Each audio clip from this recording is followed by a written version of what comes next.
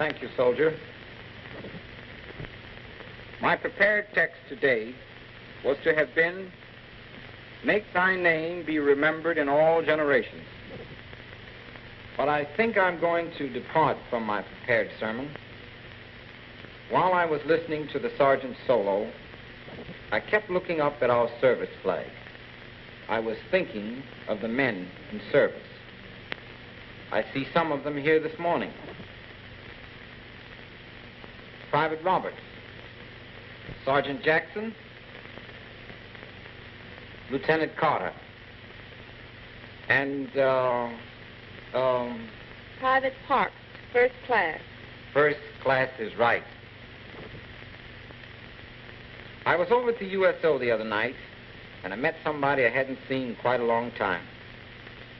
The last time I saw this man, well, one of my members treated me to a ticket to Yankee Stadium to see Joe Louis versus Max Smaley.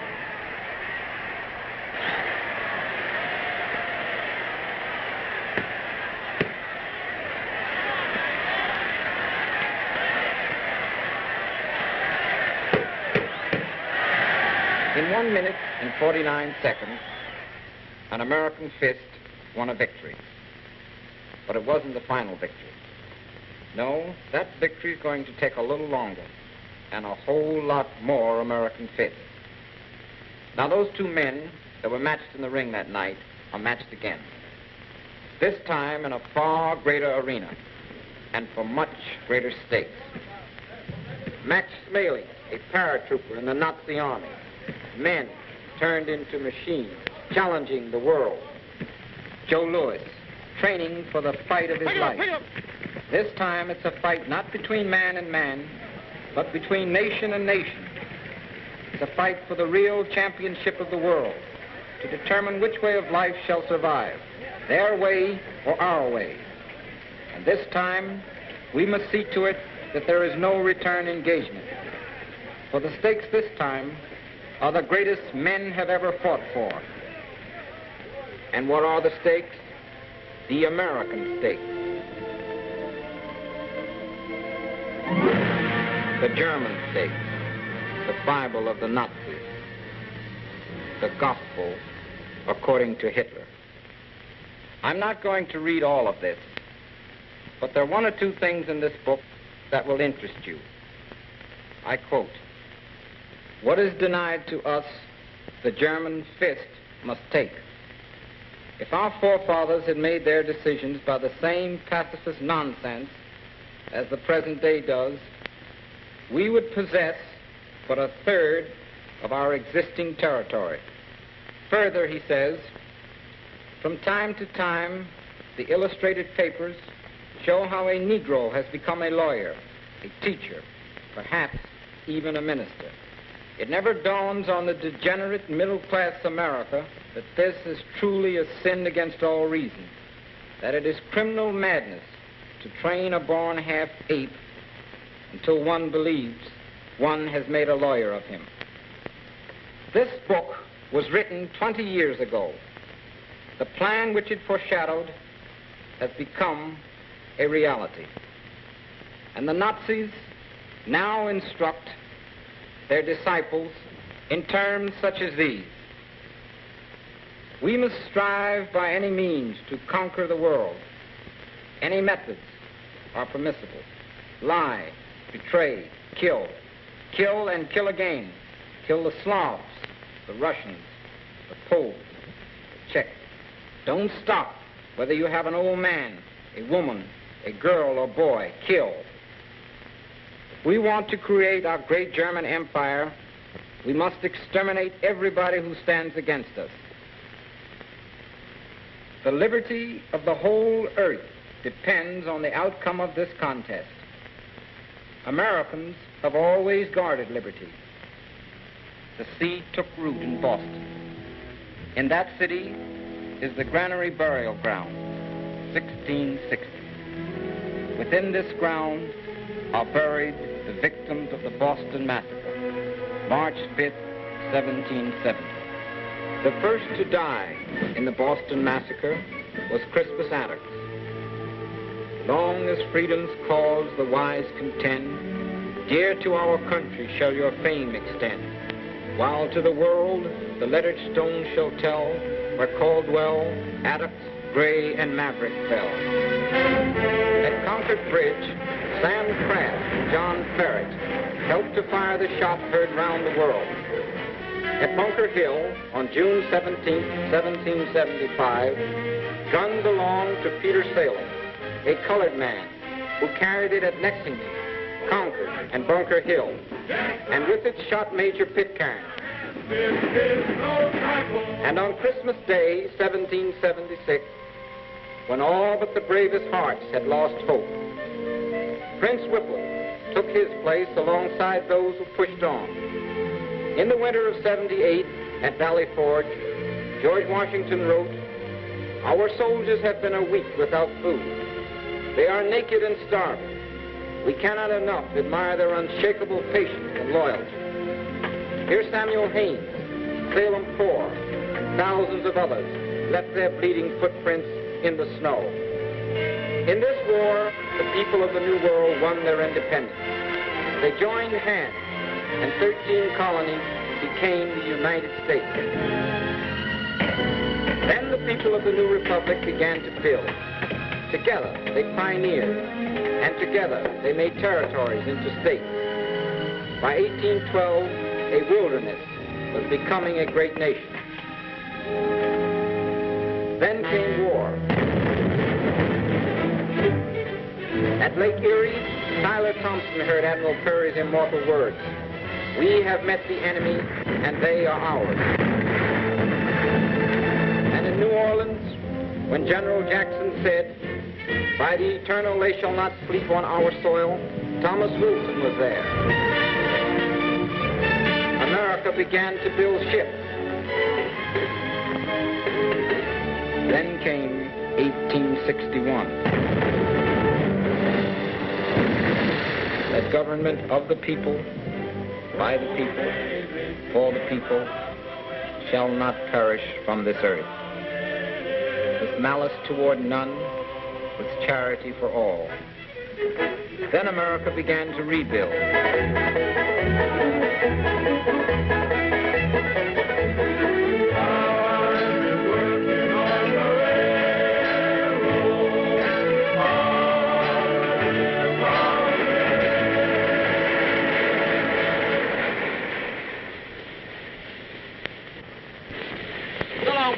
So long, Frank. So long, Pete. Take care of everything. You know what I mean. What's the matter, Jim? You quitting? Man, I'm going to Cuba. Cuba? Yeah, with the 9th Regiment, United States Cavalry, horsemen. Jim fought in the Spanish-American War. At Santiago, Cuba, the 9th and 10th Cavalry, the 24th and 25th Infantry added to their long record new medals for courage and gallantry. I'm Jim. After we cleaned up in Cuba, we went on with building factories, cities, everything. As for me, well, I went to Panama to help on a little job. A little job, connecting the Atlantic and Pacific. A little job.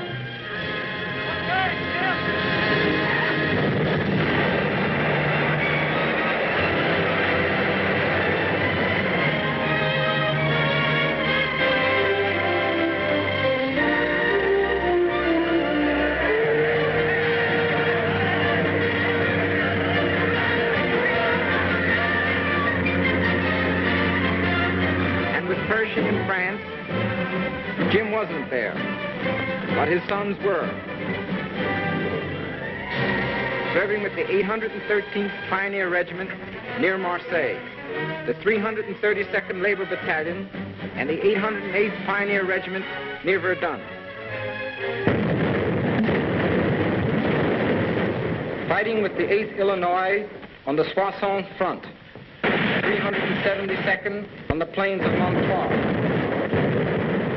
371st at Busey Farm, and the 369th in the Argonne. 369th fought on the line of fire for 191 days. Not a man ever captured, not a foot of ground ever lost. The first American troops to receive the Croix de Guerre, the 369th. And for action above and beyond the call of duty, many received honored medals. When they cleaned up in France, the boys came marching home.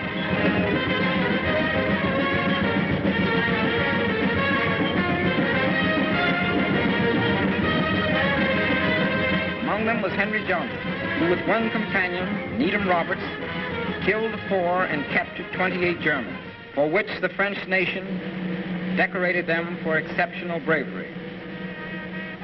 And there were those among the honored at Arlington: Samuel Washington, Walter Waters, William Fox, John Sims, Young, Charles Young, Colonel, United States Army.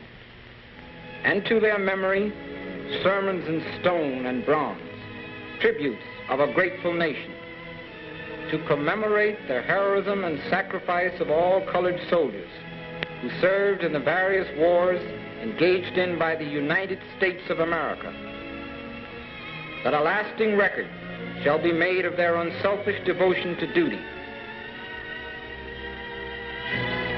And in France at Bussy-Farm, the French people erected a memorial to the 371st Infantry.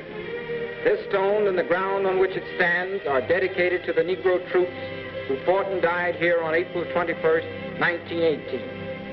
23 years later, on June the 15th, 1941, an invading German army...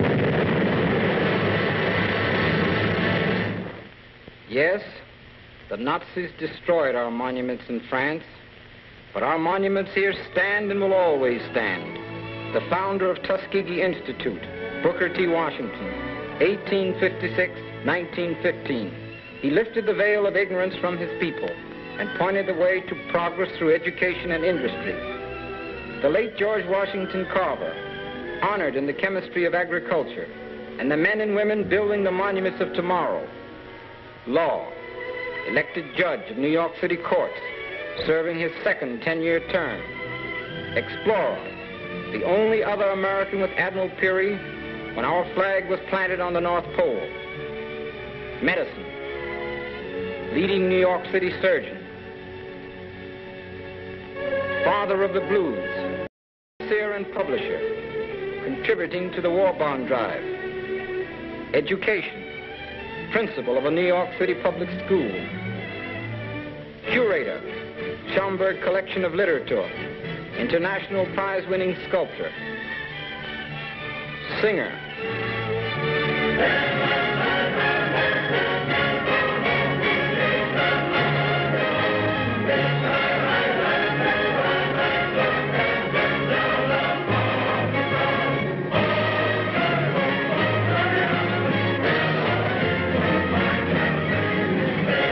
Men and women in every walk of life, all trained and educated in schools like Howard will shine light, Hampton will shine, Tuskegee will shine light, all down the line. For Fairview will shine light, Oak Ridge will shine. When the sun comes down and the moon comes up, our boys will shine. Rock, rock, rock, rock, rock, rock, our boys will shine.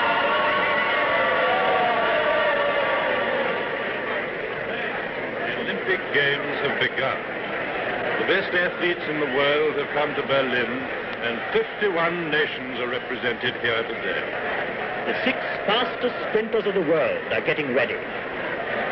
Owens, America. Forstmeyer, Germany. And Metcalf of America. Owens is ahead. Skonberg and Forstmeyer fighting. Osendorf challenges Wyckoff. Metcalf comes up, but Owens wins in 10.3. Second, Metcalf America. Third, Osendorf Holland.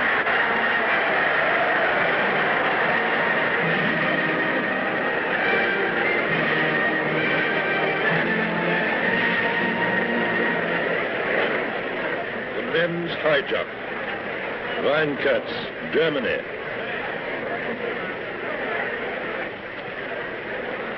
Now they all drop out. Tanaka, Japan.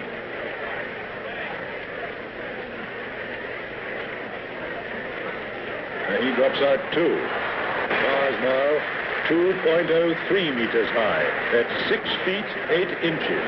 And Johnson of America.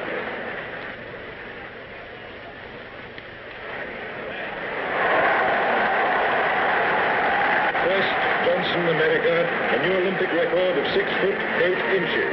Second, Al Britain, America. Third, Ferber, America.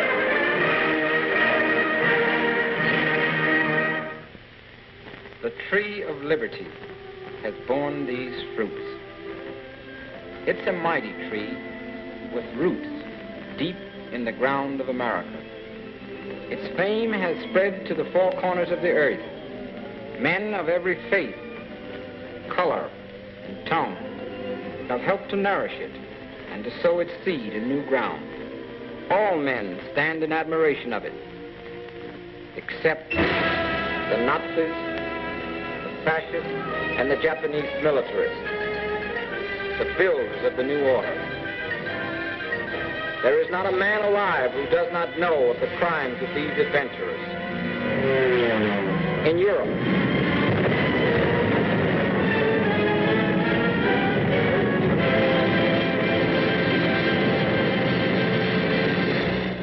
by order of the German Army High Command, thousands of innocent men, women, and children have been shot and hanged. In Asia, the Japanese army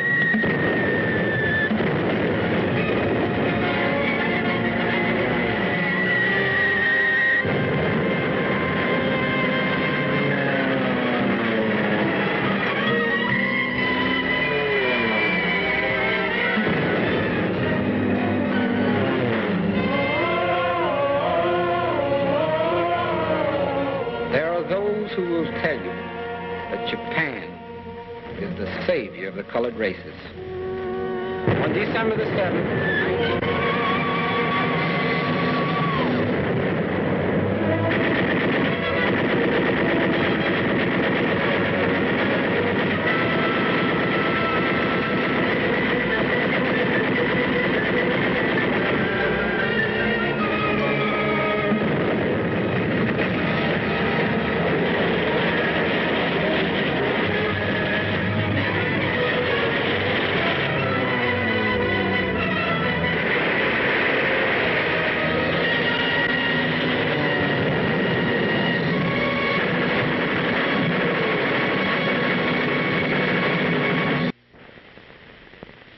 of the world have risen in one great mass to bring to justice the ringleaders responsible for these crimes.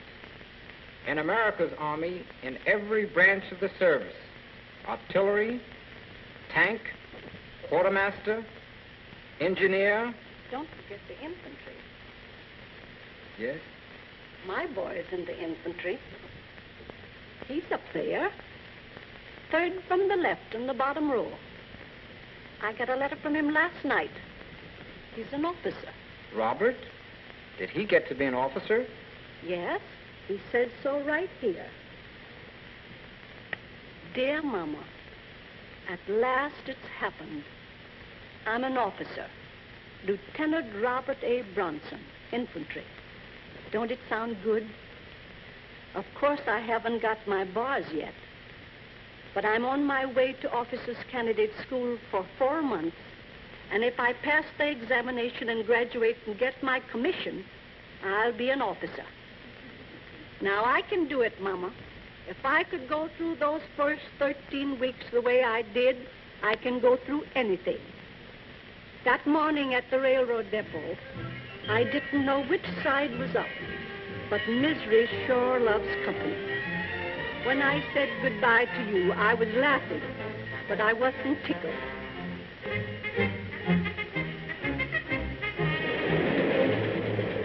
And the first thing I heard when I stopped at some place in the middle of no place,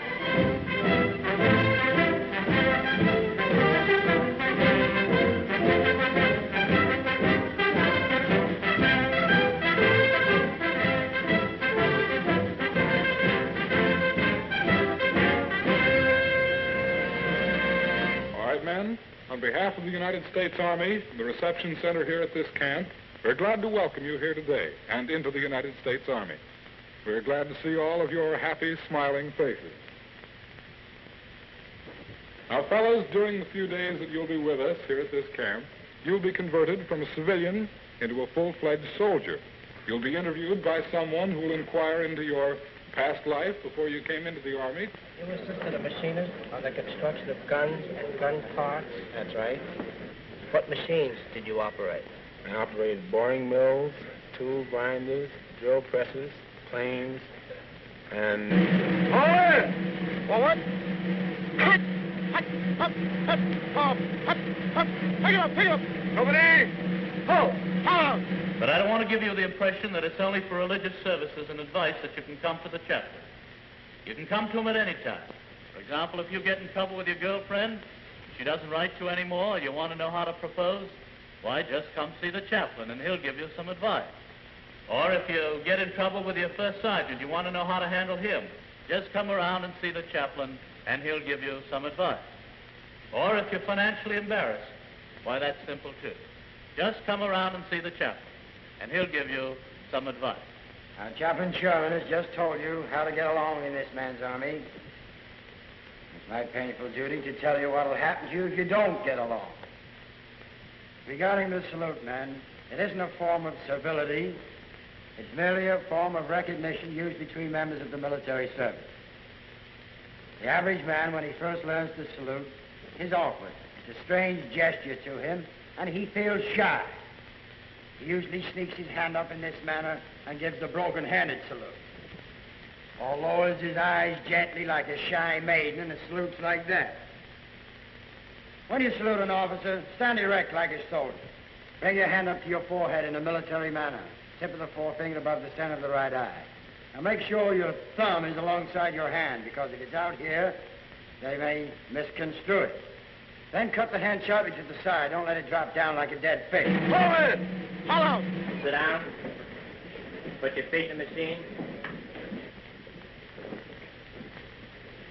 1L on a 10.5 Davis. Put your foot in here. Stand up now. Pick up both weights. Put the weights back. Sit down. Step down. Put your shoes on and go in the next room. Thanks. Forward! Follow! All right, men.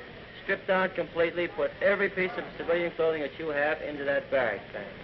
Now, when you're completely stripped and have everything into that bag, put on a set of summer underwear, a pair of shorts, a pair of white woolen socks. All right, now you try on your green herringbone fatigue hat first. That's the green hat with a brim on it. Try it on. If it fits, place it into your barracks bag. Now, don't mind if it's a little loose. But I made it. All of us made it. They put us through so many twists and turns, we didn't know whether we were coming or going. But Uncle Sam did. We were going. He put us on the train that same afternoon for the replacement center. We kept passing troop trains going back and forth all over the country. We finally arrived at a place called Military Secret. But this much I can tell you, it was cold. And even before we had a chance to thaw out, they had us in the school of the soldier. The sergeant gave it to us straight. You sleep in that bed, you'll make it. You wear them clothes, you'll wash them. You walk on that floor, you'll clean it. There's no servants here. You understand that? And I bet right now, Mama, I can make a bed better than you can. But before I had a chance to get the bed warm, there I was. In the beginning, the new hands were all feet. Right? Hey. Forward. Forward. To the rib. Forward. Left flank. Forward. Right flank. Forward. Rib. Forward. Rib. Forward. Hut. Hook. Hip. Forward. Rib. Forward. Left flank. Forward. Right flank, forward, rib, forward, rib, forward, rib, forward, hut, hook, hip, forward, hut, hook. Then came the cross-country marching. Oh! Take a 10-minute break. It was tough, hiking, drilling, KP, bivouacs, tent pitching, general orders. The tougher the day, the shorter the night. But you get used to it, and if you can't take it, they got doctors. Some of the best in the country, specialists in every field. And in our dental clinic, we have a whack. But even so, this is one kind of drilling no soldier likes. But after all the making beds and peeling potatoes and drilling and marching, they give you a rifle and teach you to shoot it. In no time at all, I could hit the broadside of a barn. It was fun. It's not all wood. There's football, baseball, boxing, and oh yes, ping pong. If you want to read, there's a library. Can you imagine me listening to poetry? But it came in good. The very next day, I got a chance to use it. We were sent on a detail to a nearby camp. I saw some soldiering that was beautiful to behold. And on! Forward!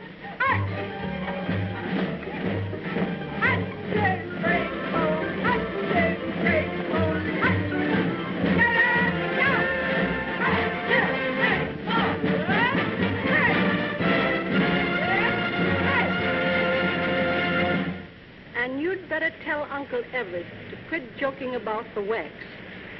Because these girls have forgotten more about jeeps and trucks than he'll ever know, corporal or no corporal. And the next day was Saturday night.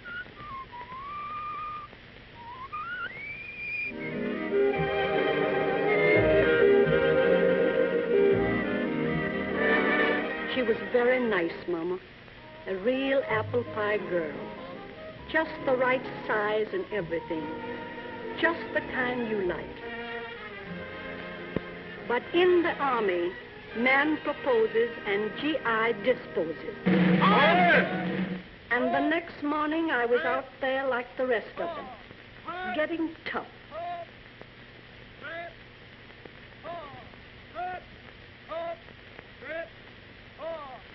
In this man's army, they want you to be tough. But tough. And I mean tough. And tough in the army means a good fighter who can stand up against a strong enemy and beat him to the draw. And after a hard week, a soldier welcomes a Sunday.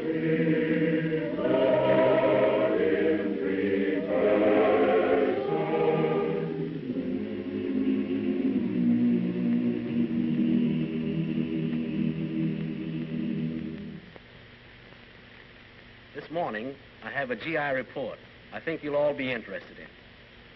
This is an official statement from the War Department. In the present World War, there are more than 5 times as many men with high school education in our armed forces than were in World War I. This has meant an increase in officer candidates. Official figures tell us in the present war, there are 3 times as many colored officers as in World War I. From a score of different schools, men have earned their commissions and taken their place alongside those who come from any one of the hundreds of ROTC schools and the greatest of all military institutions, West Point.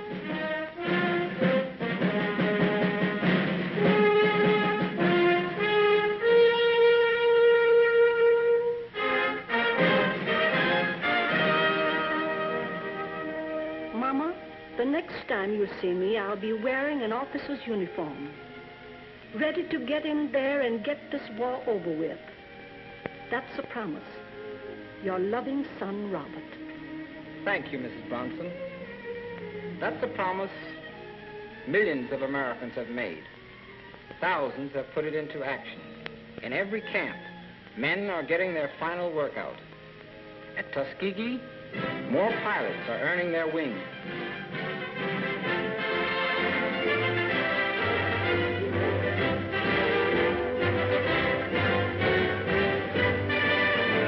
In a short while, these young officers will be full-fledged combat flyers, taking their place at the controls of our fighter planes.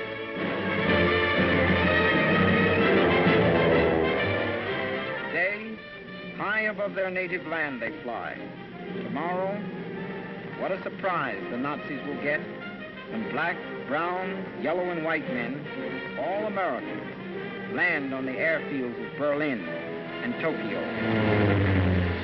In the far north, seasoned soldiers are toughening themselves, for they know that in a fight against all that is evil, truth must be ready to strike hard and often. No waiting for weather or temperature. Any weather can be good weather. Any temperature can be right. When men know the meaning of their job and are determined to get it done, come what may. And the men we knew as tailors, printers, bricklayers, cooks, entertainers, carpenters, bellboys, school teachers, farmers, are today soldiers in a modern army. Tankmen, gunners, radio operators, and motor mechanics. Every man schooled in the meaning of teamwork. Every man qualified to replace any of his teammates at any time. Every man ready to do his share. The engineers, the fighting builders, ready to build bridges, highways, railroads, ports, and landing fields. The quartermaster, who moves troops and supplies, who provides food, fuel, and clothing. The men who supply the means of communication, telegraph, telephone, and radio. The cavalrymen, ready to patrol, scout, and harass.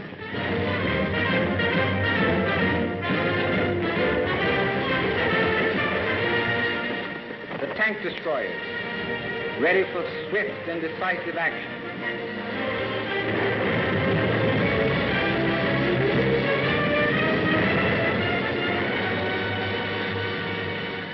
Hard-hitting anti-aircraft units, ready to knock Zeros and Messerschmitts out of the skies.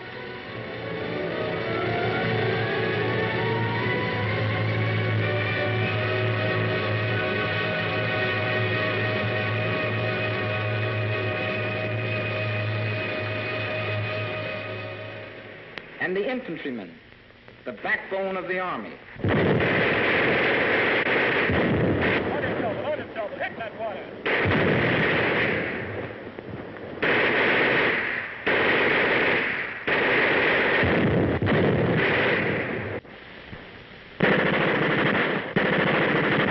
This training has met the acid test of war.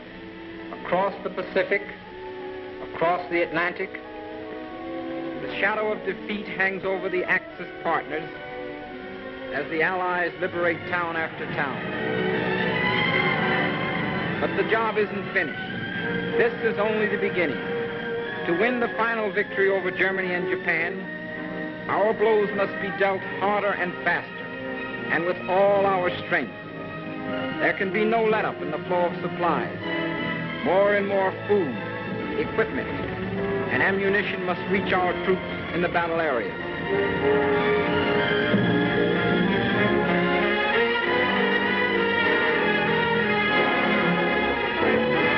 More airports, landing fields, docks, bridges, and roads must be built.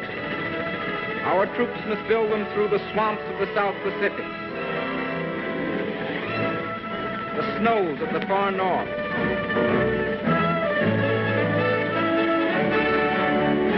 over the mountains of India, and across the rivers of Europe. Build them in record time and under enemy fire. Build them right into the heart of Berlin and Tokyo.